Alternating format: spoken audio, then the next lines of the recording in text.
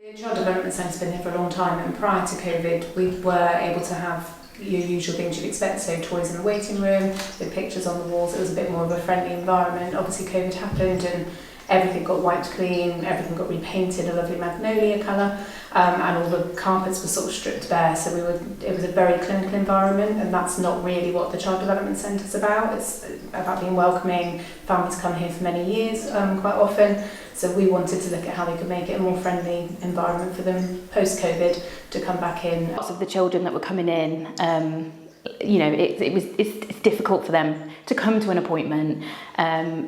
So I think, they missed the toys, they missed the things on the walls. So we were thinking, how can we get a bit of colour in? How can we make it a little bit more interesting? So we just kind of thought, well, how can we make that happen? And we sent an email to the university to see if there was any interest in them having the CDC as a project for one of their courses, and we got quite a few responses quite quickly. I'm Martha Pengelly and I'm a third year illustration student at University of Plymouth.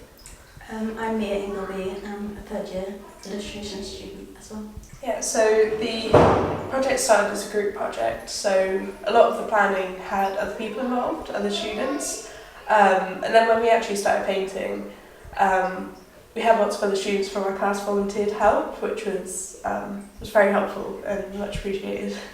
We gave them a really long list of kind of things that we felt would be really helpful, so we wanted something that was interesting and engaging but not too overstimulating for some of our children with some sensory needs.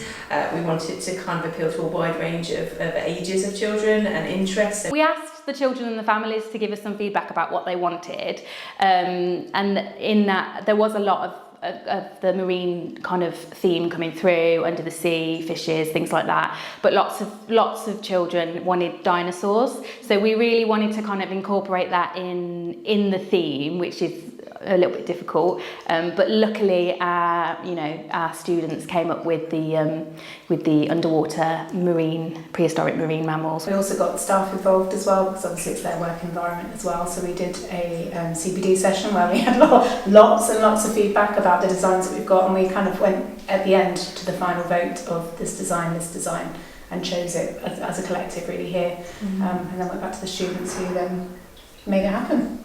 They did a survey with visitors here, seeing what kind of things they would want to see painted on the walls, and I think sea creatures came up quite a lot, so yeah, we went with that. We knew that they would be interested in finding out more about them, so that's when we decided to put the QR codes on so that they could, it's a bit more interactive, and children and adults seem to really enjoy it.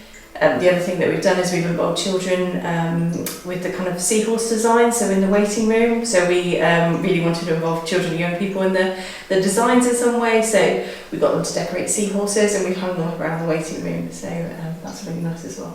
A lot of us have come in on our weekends off and our own time to do it, and it's always nice to meet new people and get a different perspective on things. So.